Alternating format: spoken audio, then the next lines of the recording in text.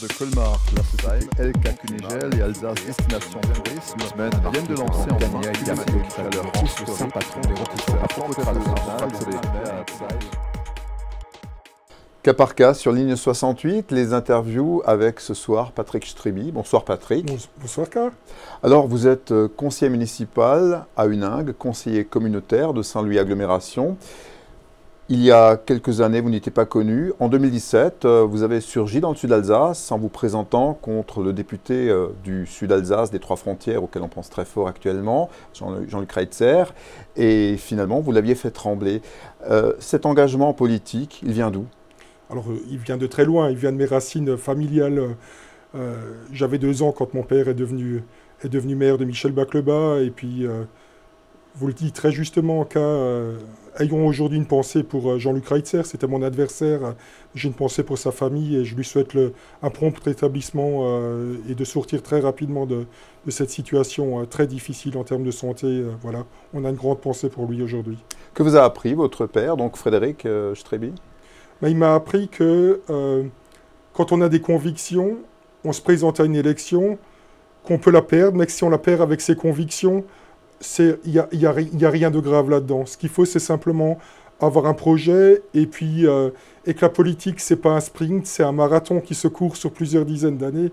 Et voilà, je crois que c'est un peu ma philosophie aussi, être fidèle à ma vision des choses, à la fois dans le domaine de notre ville, mais aussi au niveau de l'agglomération, qui est un secteur dans lequel, vous le savez, je m'investis tout particulièrement.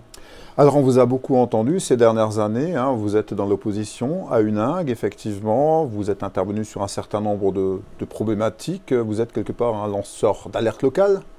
En fin de compte, quand je dis j'ai, je devrais dire nous, notre groupe, on a joué le rôle de contre-pouvoir. Et c'était utile, puisque pendant 25 ans à Huningue, il n'y avait pas d'autre groupe que le groupe majoritaire, qui était de facto le groupe unique.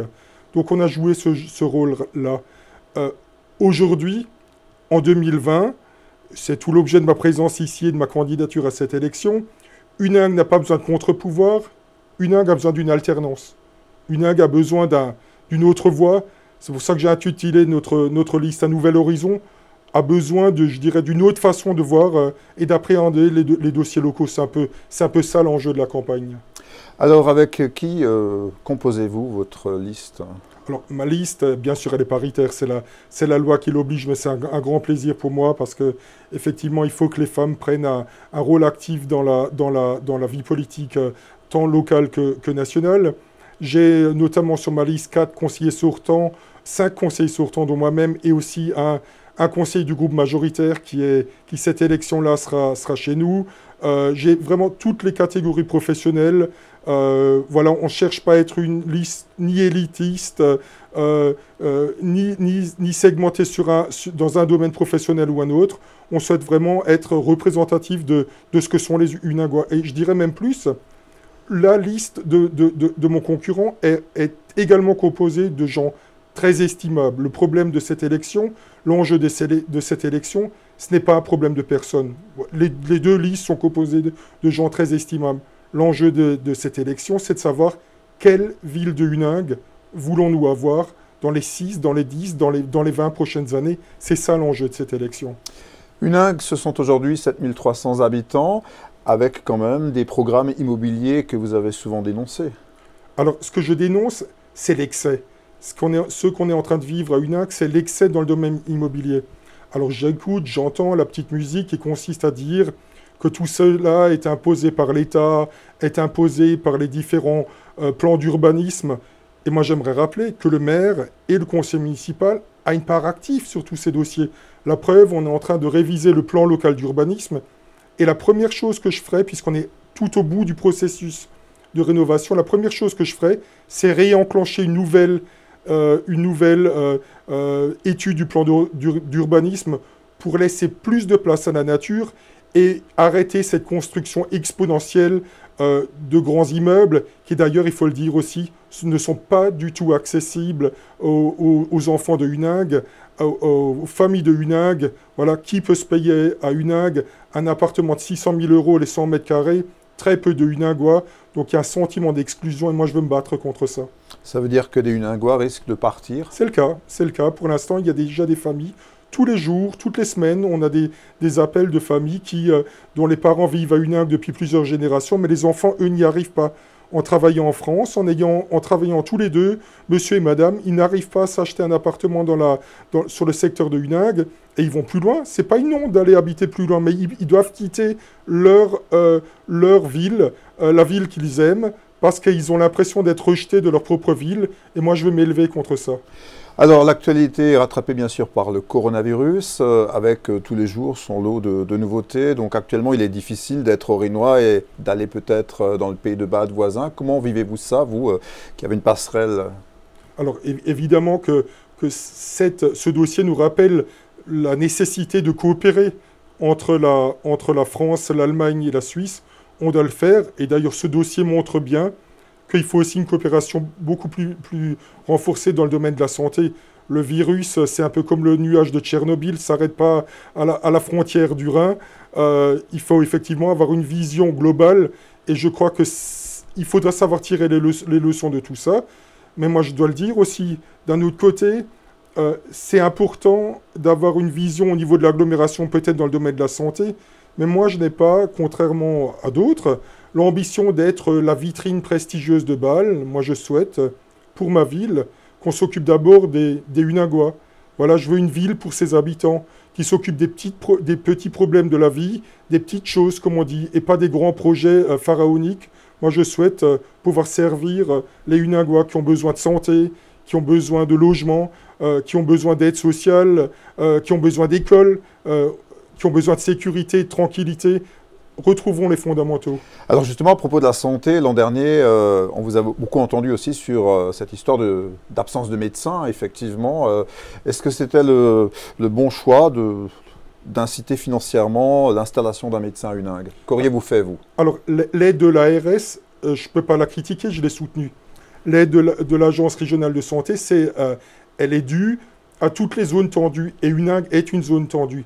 La question qu'il faut se poser, fallait-il rajouter 50 000 € d'aide supplémentaire de la ville et 10 000 € de frais d'installation?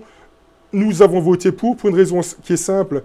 La vieille dame, excusez-moi d'être un peu caricatural, qui a une bronchite, qui n'a pas de moyens de transport, qui n'a pas de médecin, elle se moque totalement des problèmes politiques de Striby ou d'Eichmann et de savoir qui est aux manettes.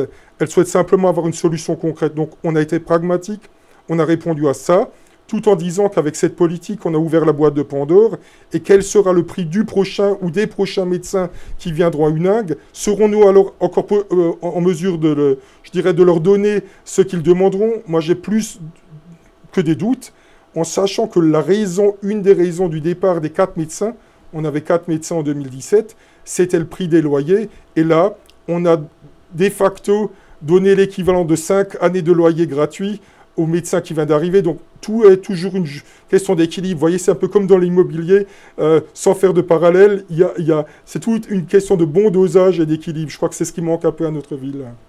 J'ai encore vu ce matin un sondage dans lequel on disait que l'environnement était vraiment la préoccupation des Français dans la gestion municipale pour les années à venir.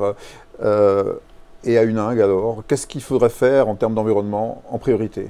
Alors déjà, la première chose qu'il faut faire, c'est arrêter d'artificialiser les sols en multipliant les constructions partout, et c'est de remettre de la nature, du vert dans le plan local d'urbanisme.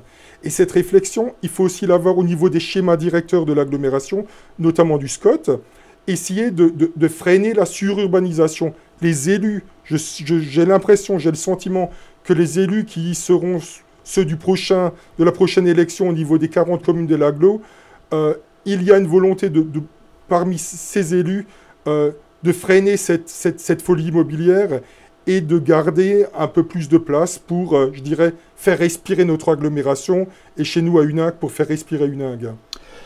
Alors, le temps passe très vite, malheureusement. Si demain vous êtes maire de Huningue, qu'allez-vous faire en premier? Je vais déchirer le plan local d'urbanisme qui est en cours de révision. Je vais réunir les habitants et commencer à en mettre un nouveau en place, lancer un processus de révision du plan local d'urbanisme. C'est la première chose que je ferai. Et on va terminer par ça peut-être, hein. Donc, vous étiez candidat législatif en 2017. Est-ce que vous avez pris goût à ces joutes électorales? Non, je crois qu'il faut... sa propre personne n'a aucune importance là-dedans. C'est pas un loisir ou une partie de plaisir ou juste l'occasion de se faire plaisir. C'est défendre l'intérêt des gens, c'est avoir une certaine vision de l'avenir de la politique et du service à la population. Et c'est moi dans cette démarche que je m'inscris. Merci beaucoup Patrick Strivy, conseiller municipal de Huningue et conseiller communautaire. Merci, bonne fin de campagne. Merci K. De Colmar, la société LK Kunigel et Alsace Destination Tourisme viennent de lancer en dernier avec leur piste Saint-Patron des rôtisseries à Port-au-Prince, touché par un incendie dans la ville.